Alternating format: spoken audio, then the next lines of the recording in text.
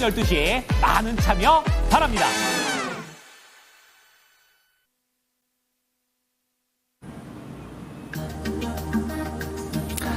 안녕하세요. 반갑습니다. 토마토 투자자문 김정수 운용력입니다. 한 주가 또 마무리가 됐습니다. 날씨도 차가운데, 그죠? 날씨도 추운데 건강 관리도 좀 잘 하셨으면 좋겠고요.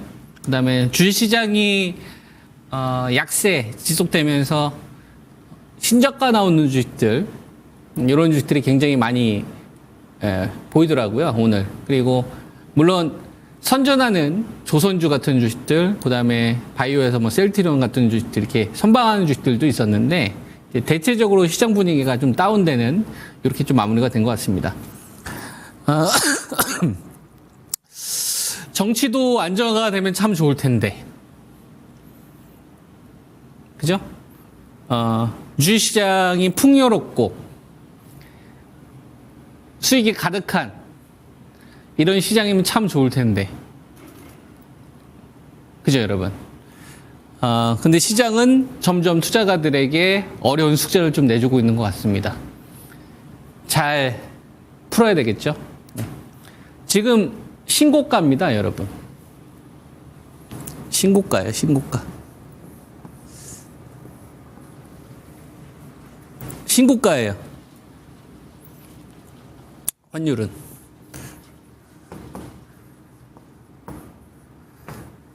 신고가예요, 신고가. 1,450원. 요거를 우리가 좀 더 길게 한번 봅시다.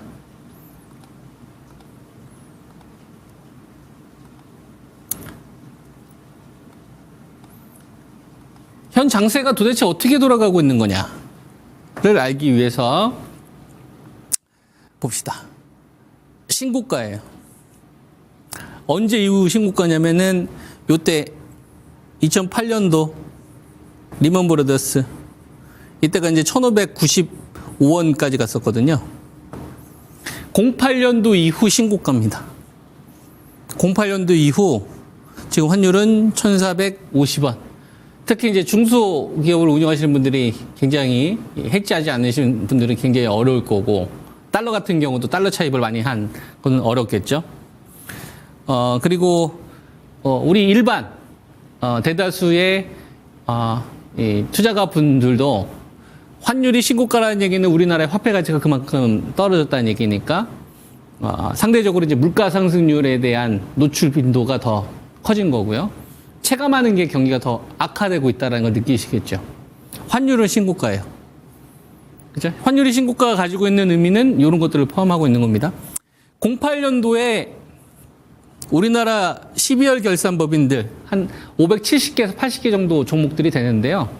이름 되면 다 아는 기업들, 뭐 삼성전자, 하이닉스, LG 엔솔, 뭐 이런 기업들 있잖아요. 뭐 현대차, 기아, 우리나라 이제 굴지 기업들, 현대, 중공업, 셀트리온, 뭐 삼성, 이 당시에는 삼성바이오로직스는 없었지.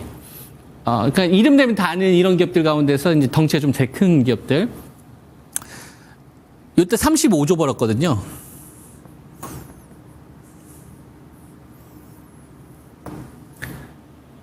그때 환율이 1,595원까지 갔었어요. 그리고 2010년도 이후로 리먼 사태가 끝나고 나서 경기가 미국에서 중국으로 소비축이 넘어가면서 중국이 뭐 폭발적인 성장을 했을 때 우리나라가 고성장을 함께 했었잖아요. 그래서 35조까지 떨어졌던 이 대한민국의 주요 기업들이 최소 100조는 버는 기업으로 바뀌었습니다. 많이 벌면 120조. 그죠? 그럼 100조를 벌면은 어디 날리가는 건 아니잖아요. 쌓이는 금액이 100조씩은 매년 쌓였다는 얘기예요. 우리나라 기업들이 벌어들인 이 이익이 10년이면 얼마입니까? 1,000조잖아요. 여기서 물론 이제 적자 나는 기업들 같은 경우에는 벌었던 이익을 까먹긴 했겠지만 누적된 걸로 보면 이익이 계속 증가했을 거다 이거죠. 그러면 1,450원 수준까지 왔다는 얘기는 대한민국이 35조, 그죠? 채 100조도 벌지 못했던 저 허약했던 지금의 어떤 이런 대한민국이 선진 시장으로 평가받고 있는 경제 10위 이 경제권 이 국가보다 한참 저 아래 수준까지 화폐 가치가 다운되고 있구나라는 것을 우리가 알 수 있는 겁니다. 즉, 뭘 얘기하는 거냐면 양과 질, 우리가 08년도에 비해서 그죠? 명백하게 현재 2024년도에 대한민국은 아무리 정치적으로 어렵고 미국 트럼프 2.0 시대를 앞두고서 이 관세와 관련된 부분들이 아무리 디스카운트가 됐다 하더라도 35조도 못 벌었던 저 허약했던 대한민국의 저 시기와 비교해 봤을 때 양과 질적으로 훨씬 더 높게 성장한 지금인데 돈들은 화폐 가치는 니들은 1,450원 수준에서 계속 머물러 있어 라고 계속 신호를 주고 있는 거죠. 그럼 이거는 우리가 디스카운트, 뭔가 심각한 디스카운트가 있다는 얘기인데 코리아 디스카운트로 많이 이야기하잖아요. 이 결정적인 디스카운트 요인은 뭘까요?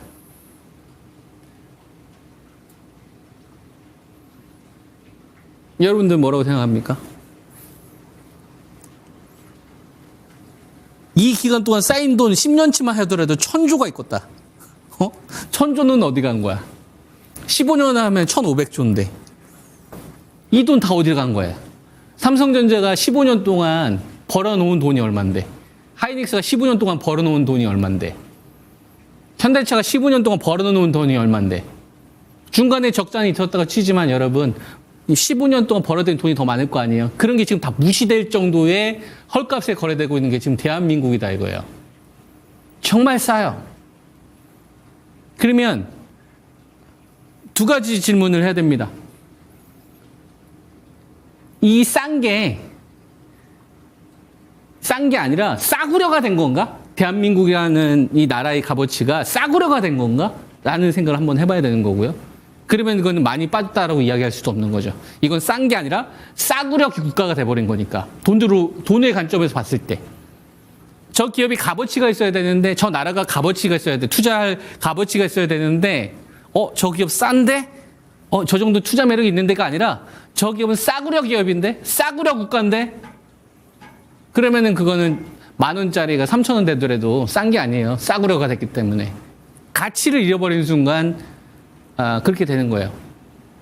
그래서 지하 2층, 지하 3층, 지하 4층까지 주가 하락을 하는 거죠. 싸구려가 되는 순간. 가치가 사라지는 순간.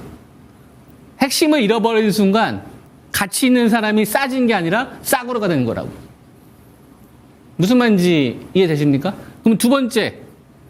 그러면 이 싸구려가 아니라면 이 싸게 거래되고 있는 이 근본적인 이유는 뭘까? 여러 가지 이유가 있겠지. 여러 가지 상황들이 있겠지. 그중 모든 걸 다 아우를 수 있는 그 하나는 뭘까? 에 대한 고민이 좀 있었어요. 왜냐면 그게 해소되면 빠르게 원상복귀는 될 거고, 그게 해소가 되는 시점에 맞물려서 투자 계획을 세면 되겠구나. 잘 한번 들어보세요. 많이 공감하셨으면 좋겠습니다. 저는 이렇게 결론을 내려서 이렇게 실제로 회원님들한테 리딩도 하고 있고 이렇게 또 운영도 하고 있거든요. 이때는 공정한 자유무역이었어요.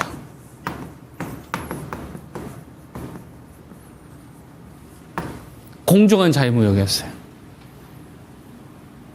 35조에서 100조를 벌고 많이 벌면 120조. 2017년도, 18년도는 150조, 160조까지 벌었잖아요. 12월 결산법인 기준으로. 근데 저 때는 돈을 어떤 식으로 벌었냐면 공정한 자유무역이었다고. 세계화, 사이좋게. 그러니까 대한민국은 수출이 핵심이기 때문에, 대한민국은 수출을 먹고 사는 나라이기 때문에 공정한 자유무역, 전 세계 물동량이 늘어나는 이런 대내외적인 환경만 갖춰져 있으면 우리나라 사람들은 성실하고 부지런하고 열심히 하기 때문에 좋은 제품들을 싸게 될 때까지 한단 말이에요. 열심히. 그러니까 이게 먹힌 거예요. 그렇게 해서 번 돈이에요. 즉 자유롭게 너의 꿈을 펼쳐봐 라는 환경이 갖춰졌던 시장인 거죠. 돈의 관점에서 야 대한민국 자유롭게 너희들 잘할 수 있는 걸로 돈 벌어봐. 어이쿠 잘한다 100조, 어이쿠 잘한다 120조, 어이쿠 잘한다 160조. 중국의 성장과 같이 해야지. 중국 소비주의 폭발적인 랠리 2014년도 15년도 화장품, 게임주, 레저, 카지노, 그 다음에 바이오, 베타, 그 당시 한미약품, 퍼스트 인 클래스 업체. 대한민국 바이오가 드디어 이제 내수기업이 아닌 수출주가 됐구나. 퍼스트 인 클래스. 한올 바이오 파마, JW 중해제약, 인트론 바이오, 그 다음에 반도체 빅사이클. 어이쿠 대한민국 잘한다. 공정한 자유무역. 요 환경에서 너희들이 잘할 수 있는 꿈을 마음껏 펼쳐봐. 돈의 관점에서 관용의 정신을 베풀었다고. 그렇게 벌었던 돈이 100조에서 120조 정도가 기본으로 쌓였었던 거예요. 그러다가 트럼프 일기 때 시작됐죠. 뭐가? 보호무역이. 물건을 잘 만들어도, 좋은 제품을 만들어도 우리는 수출이 핵심인데 이제 눈치를 봐야 돼. 중국의 눈치를 봐야 되고 미국의 눈치를 봐야 되고 그 다음에 러시아가 우크라이나 침공하면서 이스라엘 중동 전쟁 확산되면서 공정한 자유무역에서 날개를 펼칠 수 있었던 이 대한민국이 큰 암초를 만난 거죠. 관용을 베풀지 않아. 누가? 돈들이. 똑같이 100조를 버는데 부들부들 떨면서 벌어야 돼.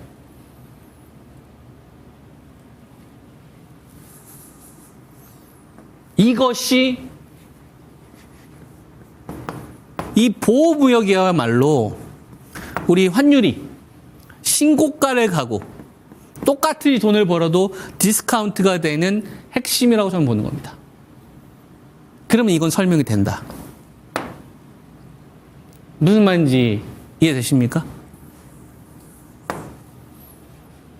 중요한 것 같아요? 그래서 이걸 가지고 제가 2023년도 2350에 그 당시 매수 전략 때 제시를 했을 때 앞으로 우리나라 대한민국은 수년간 장기 박스권이 지속될 거다라는 이야기를 한 적이 있어요. 그 생각이 점점 굳어지는 것 같아요. 요것 때문에.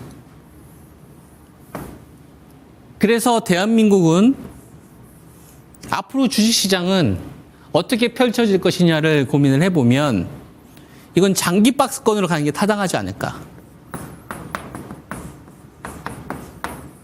보호무역 때문에 수출주, 자동차가 주식시장을 주도해, 배터리가 주식시장을 주도해, 반도체가 주식시장을 주도해. 이런 수출주들이 주도하면서 나머지 섹터들이 따라오는 형태의 비즈니스가 이제는 아니라 이 수출주가 트럼프 2.0 시대를 맞이해서 주인공이었던, 항상 대한민국은 배터리 다음 어디야? 자동차지. 자동차 다음 어디야?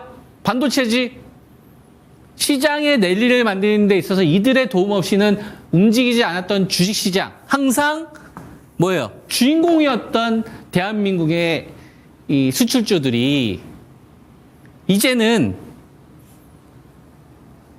다 조연이나 엑스트라로 강등되었다. 세수 문제도 이제 계속 발생할 수밖에 없을 거고. 항상 양반이었단 말이에요. 고위 관료를 다 항상 배터리, 반도체, 자동차가 2024년도 7월 달까지는 항상 그 역량을 차지했는데 트럼프 2.0 당선된 이 11월 3일 이후로 돈의 관점에서 봤을 때 그냥 전체적인 신분 강등을 아래로 만든 게 아니냐.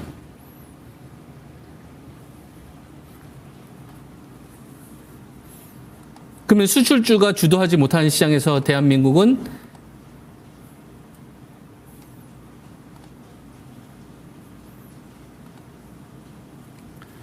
박스권을 벗어나기 어려울 거다. 즉 항상 서포트의 역할로 봐야 된다. 자동차, 배터리, 반도체 조연이다, 항상. 상당 기간. 그 다음, 그러면 어때요, 여러분? 가만히 있으면 됩니까? 수출주. 대한민국을 먹여 살리는 기업들, 이제 더 이상 시장을 이끌 수 있을 만한 동력이 사라진다. 그러면 가만히 있으면 되네. 이렇게 가만히. 가만히 있으면 문제가 해결되죠, 여러분. 가만히 있는 거죠, 그냥. 그렇군. 가만히. 해결 하나도 안 돼요.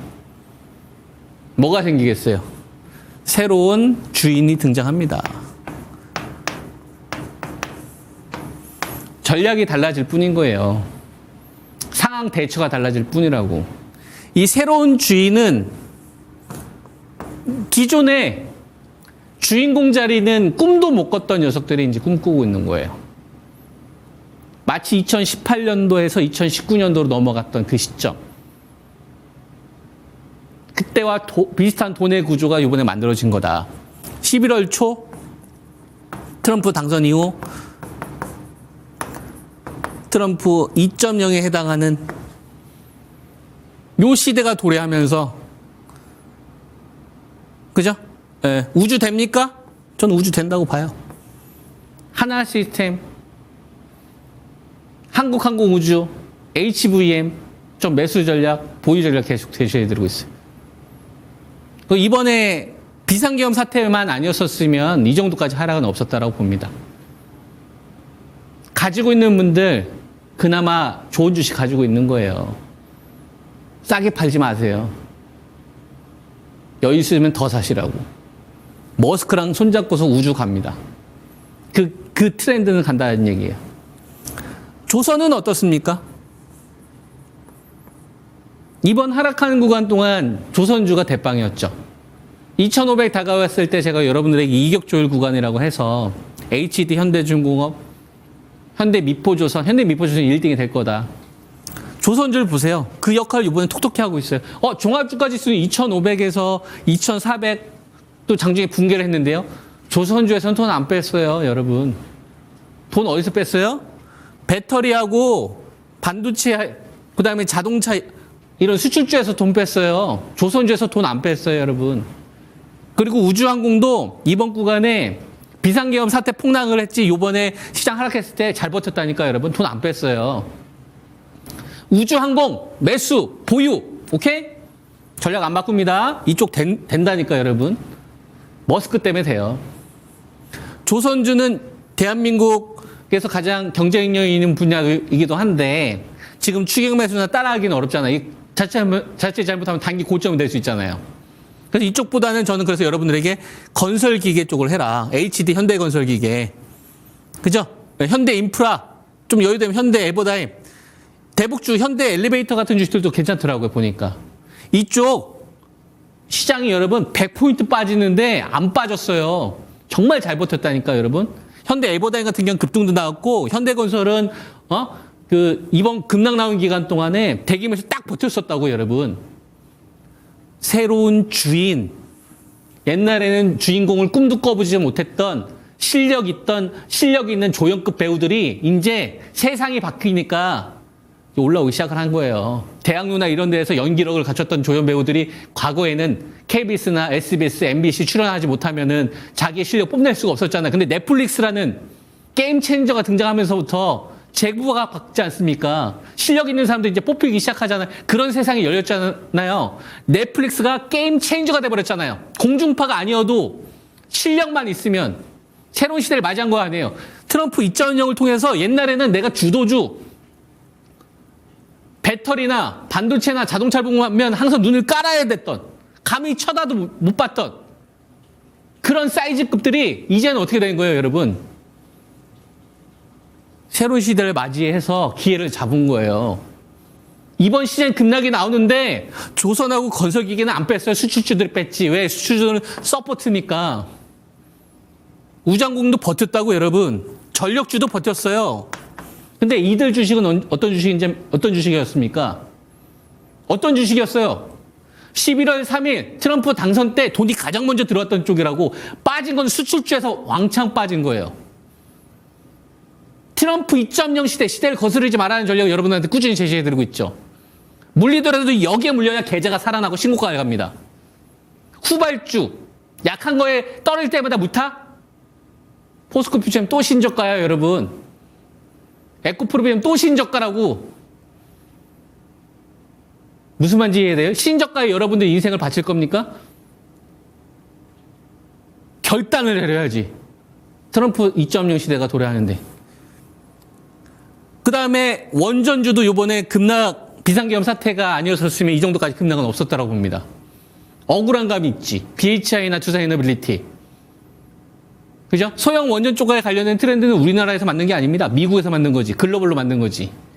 그 많은 에너지를 뭐 다시 풍력으로 할 겁니까? 태양광으로 할 거예요? 다시 원전으로 간다니까?